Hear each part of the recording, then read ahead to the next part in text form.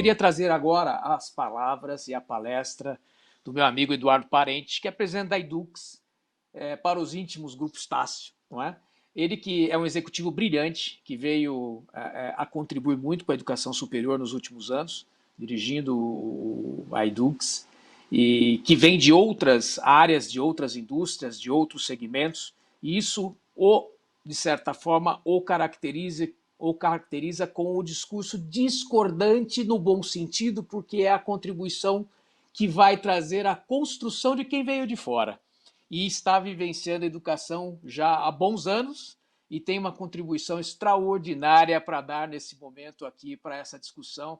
E depois, sim, nós traremos o nosso brilhante professor Freitas para fazer o encerramento das 3 palestras, para que o Bruno possa sintetizar. Então, Eduardo, muito obrigado pela sua presença, agradeço aqui mais uma vez o seu tempo, você possa discorrer aqui sobre o tema na sua palestra. Muito obrigado, Arthur. Queria agradecer você e o Celso pelo convite. Como você bem mencionou aí, eu estou aqui há um pouco menos de 3 anos, e sendo relativamente novo, e terem curiosidade de saber o que eu tenho para falar, para mim é uma grande honra, né? Eu confesso que eu tomei 2 sustos, né? O primeiro é que era para falar sobre regulação, e eu acho que se você pegar os muitos atendentes aqui, deve ter pouca gente que conhece disso menos do que eu, né? Especialmente estando tão pouco aqui tempo no setor. E aí o segundo susto foi falar junto com o Cury e com o Freitas, né, que são ícones, né, são pessoas que conhecem muito, então aumenta a minha honra de estar aqui e a minha responsabilidade. Eu tenho tido a sorte de ter sido muito bem recebido aqui no setor, acho que só para citar alguns exemplos, eu escolhi exemplos de pessoas que eu admiro pelo compromisso com a educação, pelo carinho que estão me tratando, mas também por serem grandes empreendedores, né, o Janguier, Daniel Castanho, né, e o meu amicíssimo orientador, mentor, o professor Chaim. Eu fico feliz de ver e aprender e escutar e ver tudo que foi feito e a paixão que eles têm de estar aqui e de tudo que eu tenho aprendido com eles, né? E eu comecei a pensar o que eu tinha para falar. Quando você pensa em regulação que influencia empreendedorismo, inovação, você vai pensar em reforma tributária, marco das startups, né, marco legal. Mas a gente está aqui para falar de educação e, cara, o que eu tenho para falar para vocês é o que eu tenho visto, observado, vivido e algumas ideias que a gente teve, né? Eu já estava a fim de provocar, o Arthur me provocou a provocar, então eu vou provocar ainda mais para o final, mas acho que, de novo, abrindo o debate aqui, né? Então, algumas ideias que a gente tem aqui. Então, queria pedir para botar meu primeiro quadro, né? A gente não faz muito tempo, pode passar para o primeiro, por favor. Não faz muito tempo a gente falava sobre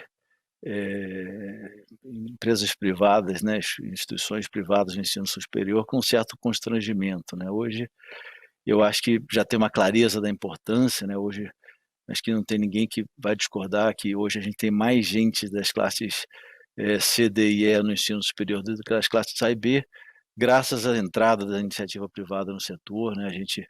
O professor Cury falou isso lá na frente, nós somos 3/4 das matrículas.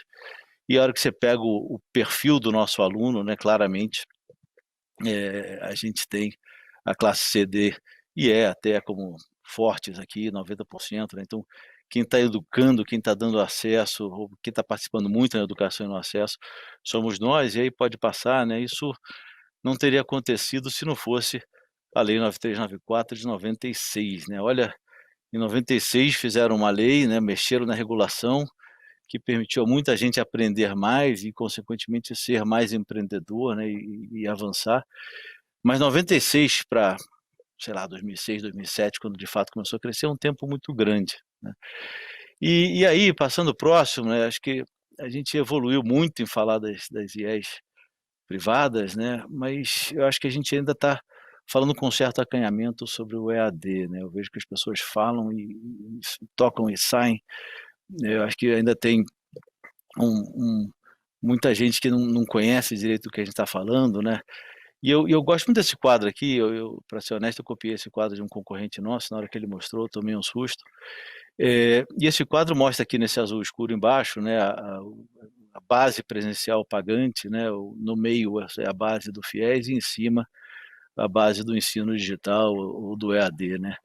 E as pessoas têm uma noção de que o EAD canibaliza ou tira oportunidades dentro do ensino presencial, né? E acho que a primeira coisa que o quadro mostra, né, é que está havendo uma substituição do FIES pelo EAD, né? Isso claramente, né, o verde claro vai diminuindo, o cinza vai aumentando numa proporção maior, né?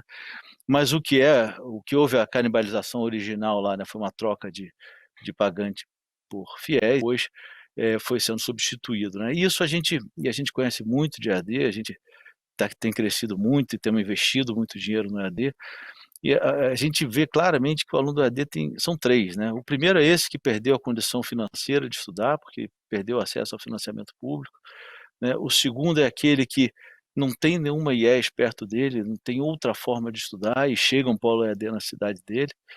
E o terceiro é uma pessoa desse imenso estoque de pessoas que a gente tem, que fizeram o ensino médio, terminaram o ensino médio e não fizeram o ensino superior, e já tem aí seus 35, 40, 50, 60, 70 anos, e não quer abrir mão desse sonho, eles voltam a querer estudar, né? Então, nota que os três grupos que eu citei aqui, que são os três grupos responsáveis pelo crescimento do EAD e que vai continuar crescendo muito, né, são pessoas que não teriam acesso, né?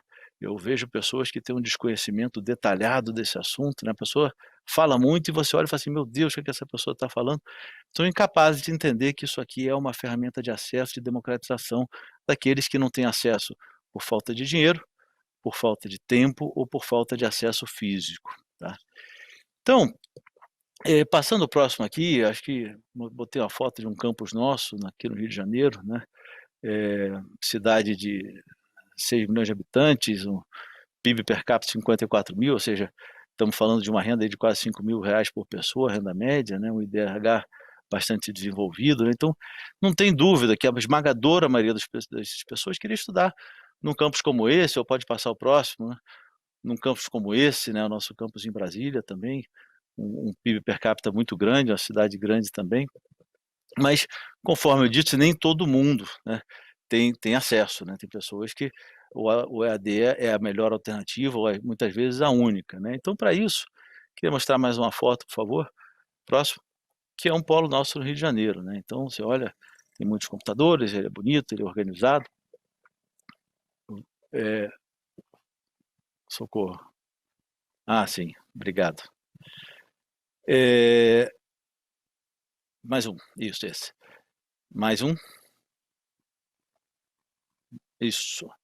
Então, esse é um polo aqui no shopping aqui no Rio de Janeiro, né? Vamos passar para o próximo, por favor.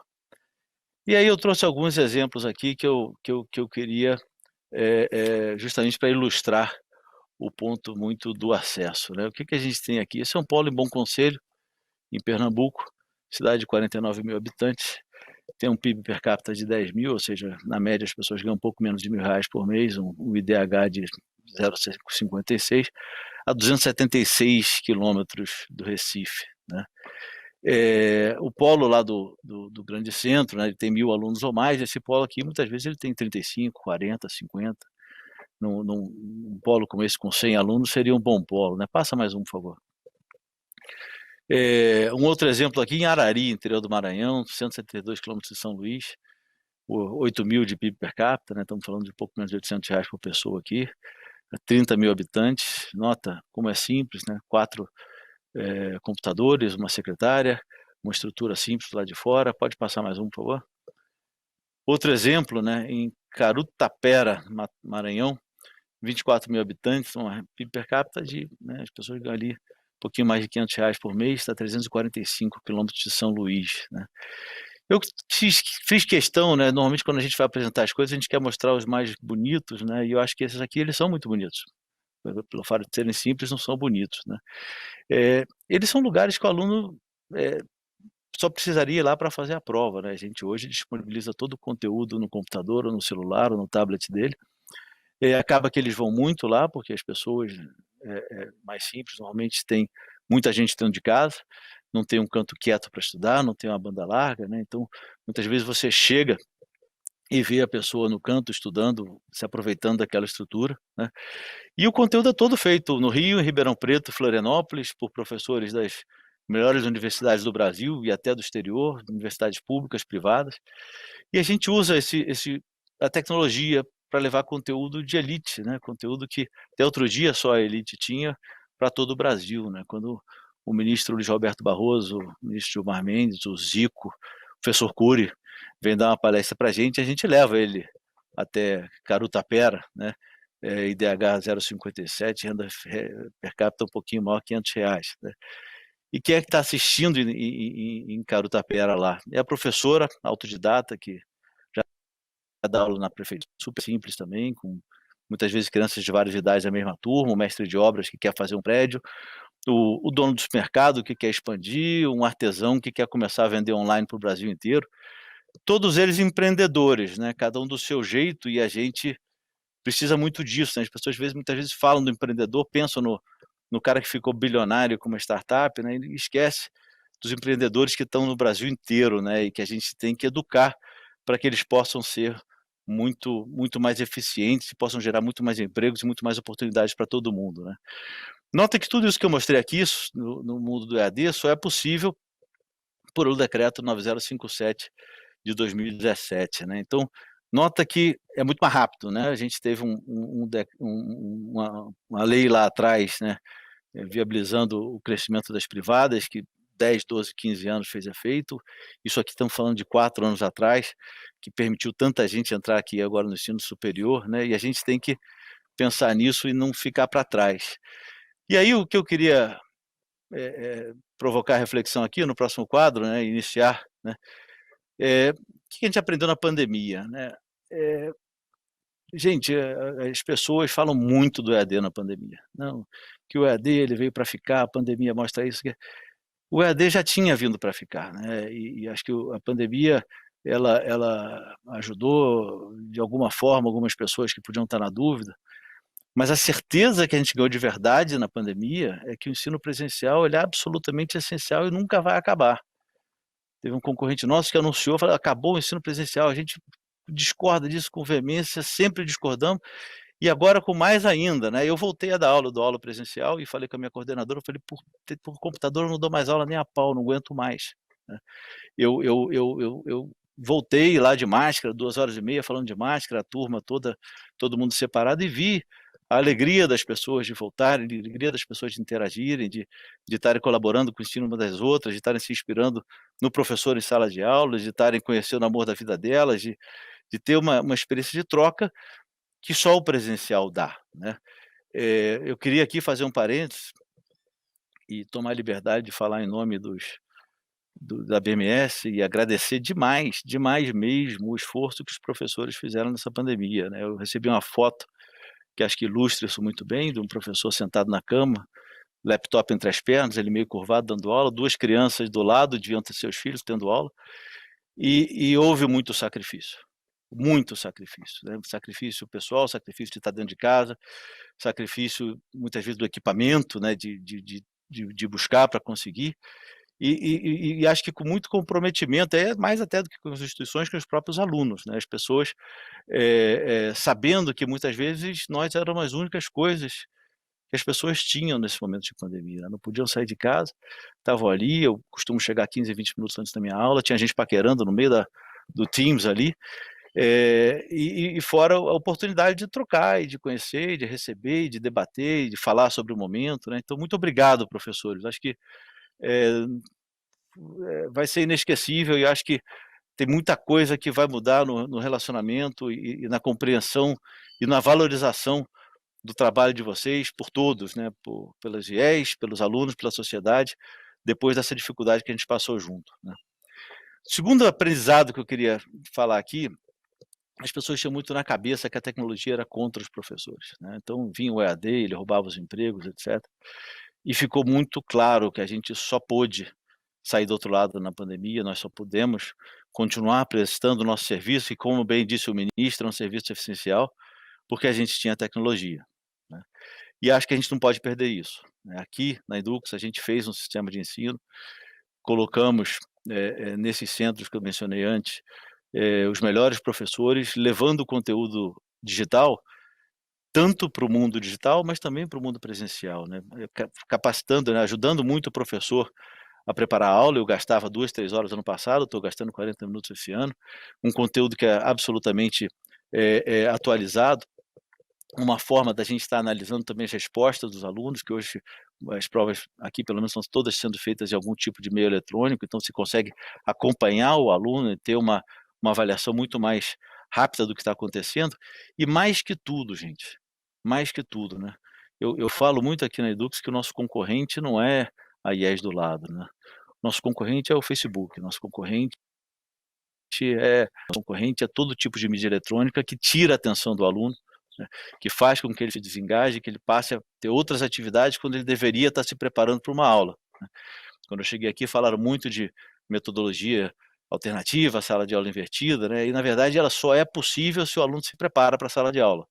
E concorrer a um livro escrito há 30 anos atrás, né, com um joguinho que é um barato, né, eu só não jogo porque eu perco muito e eu não gosto, né, mas no começo, quando meus filhos estão aprendendo, eu tento, depois perde a graça.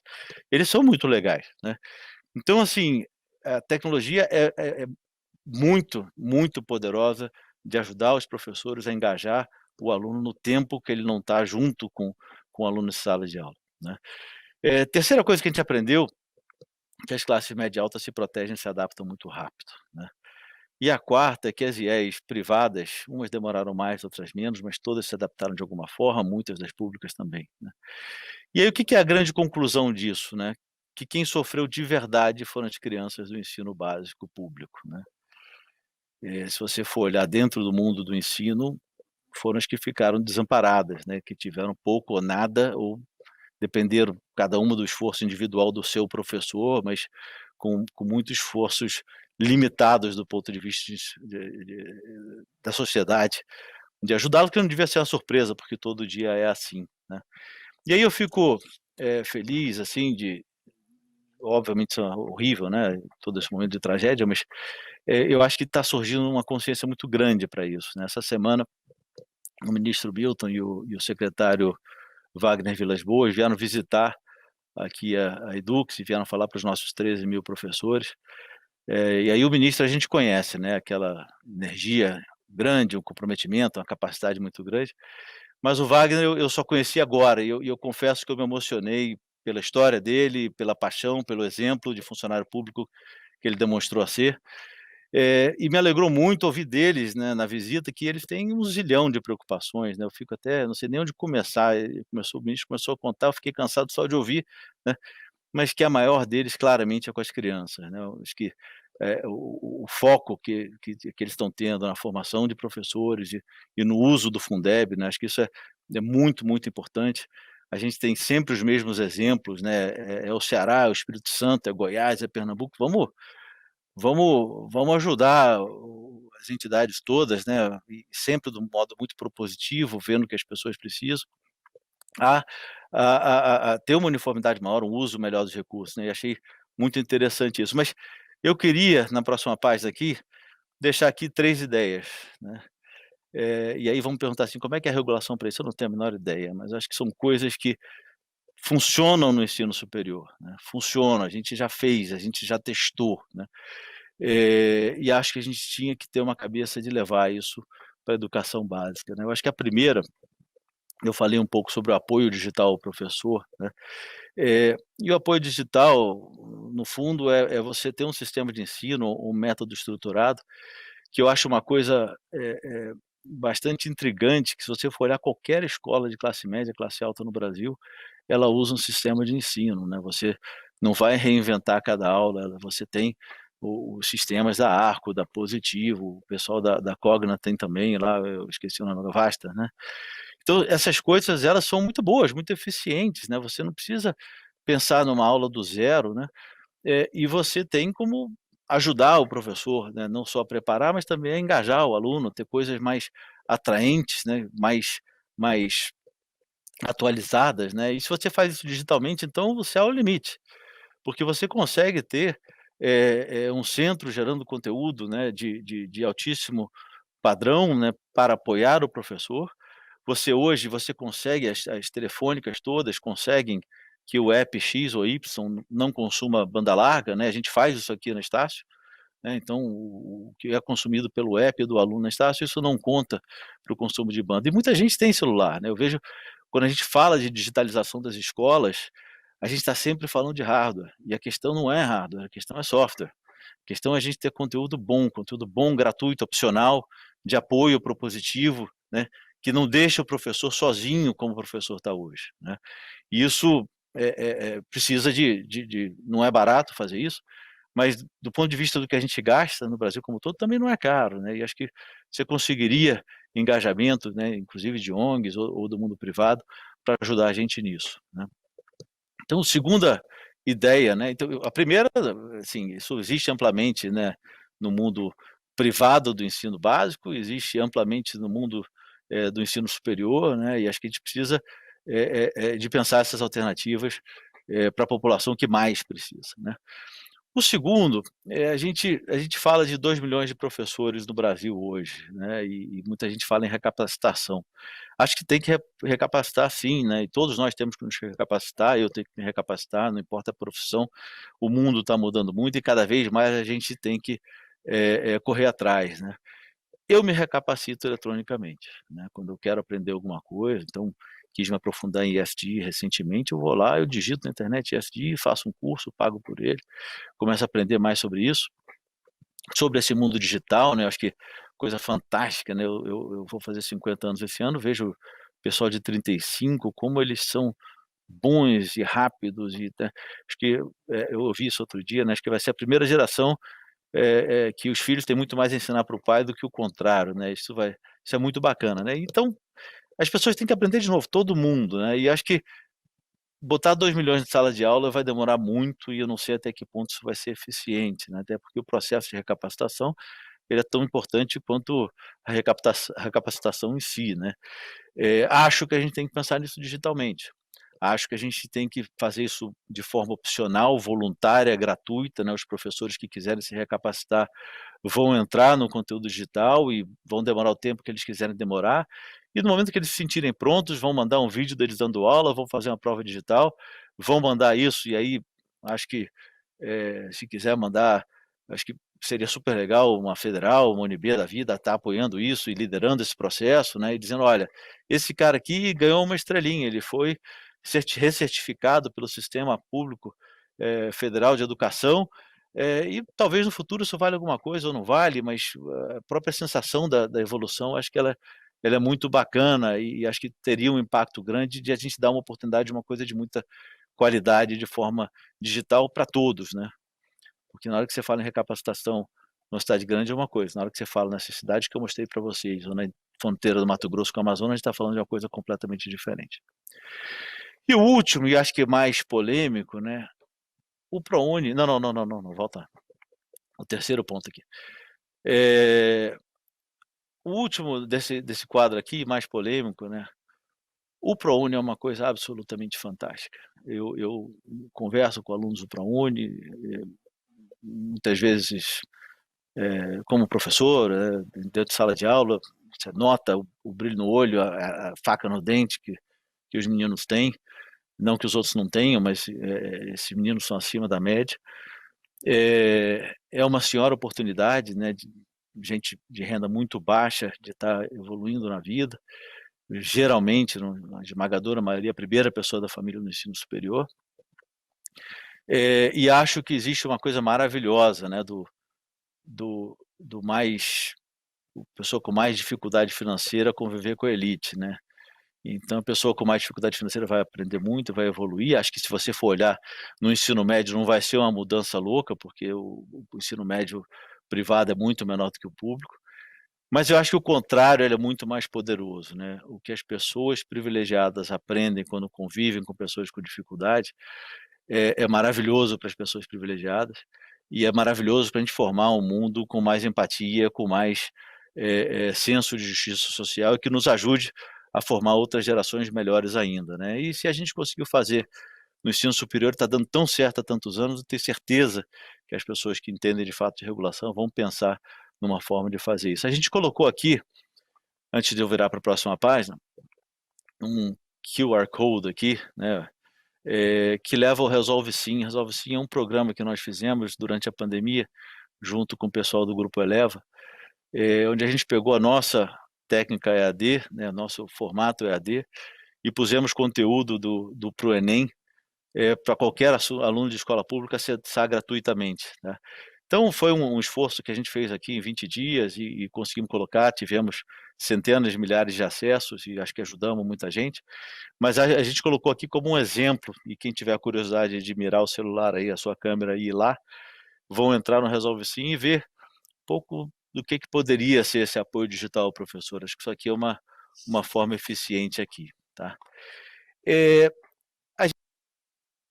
A gente não o caminho, né? Outro dia eu ouvi de uma pessoa que falou assim: vocês recebem o aluno de Enem 350, o aluno de Enem 400, isso é um absurdo. Gente, recebemos sim, né? E passamos um ano inteiro, né? Primeiro ano inteiro reensinando português e matemática para ele, né? Isso é muito triste, mas a alternativa é dizer: olha, não, acabou para você. Você vai ficar fazendo aí o que você faz aí, você não vai ter nenhum acesso à educação adicional, né? Então, quando a gente está falando das crianças, a gente acha que isso é o certo, mas a gente acha que isso é a maior ferramenta de impacto no ensino superior que você pode imaginar, né? Se você me perguntasse assim, o que eu mais quero para o ensino superior, para a gente estar formando melhores pessoas, para a gente estar formando melhores empreendedores, eu quero receber alunos melhores do ensino médio. E óbvio que a gente tem uma responsabilidade grande nisso. A esmagadora maioria dos alunos de licenciatura e pedagogia estudam no ensino privado, né? E se você for olhar, a maior migração do FIES para o EAD são os alunos de licenciatura e pedagogia, porque muitas vezes vêm das camadas menos favorecidas da população, né? Isso a gente não quer, não gosta, mas não é um efeito da gente mandando os alunos para o presencial, do presencial para o EAD, é o efeito da perda do acesso, né? Então, nós acreditamos que é o certo, nós estamos super dispostos a colaborar com essas ideias ou quaisquer outras que apareçam para melhorar a qualidade do ensino básico no Brasil.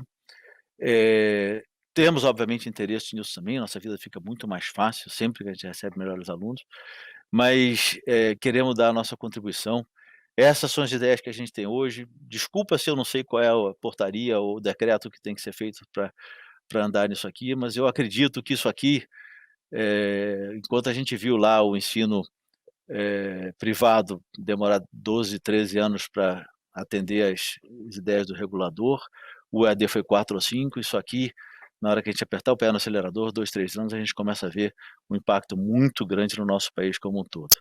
Pode passar o próximo, queria agradecer muito, coloquei as nossas diversas marcas aqui, coloquei meu e-mail também, se alguém quiser trocar ideia, estou completamente à disposição. Uma vez mais, Celso, Arthur, muito obrigado.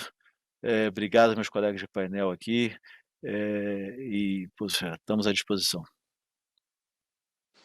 Eduardo, nós é que agradecemos, foi brilhante a sua palestra, acho que não, mais do que uma palestra, é um testemunho de quem vive na ponta, de quem lidera um grande grupo educacional, um dos maiores do país, de quem traz experiências de outros segmentos e de quem tem uma preocupação com a educação superior. Eu, particularmente, fiquei sensibilizado com vários pontos do que você trouxe aqui e alguns são fundamentais que a gente, de certa forma, não perca ao longo das nossas discussões, que foi justamente o avanço que significou o ProUni para a sociedade brasileira e continuará sendo, não é? O avanço indiscutível da evolução do ensino digital, da educação à distância. E quando eu vejo um polo no interior, do interior, do interior, porque o Brasil é gigantesco, isso é motivo de orgulho, não é motivo de preocupação ele ser mais simples, porque assim, imaginem vocês, todos congressistas, educadores que estão aqui conosco, ouvindo essa bela palestra do Eduardo, que quando você imagina que você está numa capital como Rio de Janeiro, você está numa capital como São Paulo, e você é aluno de uma determinada instituição de São Paulo e do Rio de Janeiro, e de Minas Gerais, e dos grandes centros da região sudeste, você tem a mesma aula que o cidadão que está a 8 horas de barco de Manaus, como eu conheço, em Coari, um polo de uma instituição de ensino privada. Você tem que enaltecer o trabalho desses educadores, enaltecer o trabalho desses empresários. E são nessas horas que Eu, como presidente da Anacel, às vezes eu tenho posições distantes junto ao Ministério da Educação, porque muitas vezes a gente se sente constrangido, não é a palavra, mas muito incomodado com algumas posturas e alguns pontos de absoluto desconhecimento do que isso pode representar no futuro de um cidadão, de uma cidadã, de um jovem, na medida em que ele entra com aquela nota baixinha do Enem, mas o que lhe proporcionará o conhecimento que chega a ele de forma digital. Muitas vezes ele até não vai conseguir capturar 100% daquele conteúdo, que não é uma situação simples pelas deficiências que eventualmente ele tem, mas o ensino remoto, digital, mobile, ele é um avanço extraordinário para a sociedade. E num país continental como o Brasil, ele indiscutivelmente ele é indispensável para o futuro desenvolvimento desse país. Eduardo, muito obrigado pela sua palestra, sensacional, fiquei muito sensibilizado, muito contente. E continue com esse seu brilhantismo. Você é um cara muito importante para o segmento. Muito obrigado, Arthur.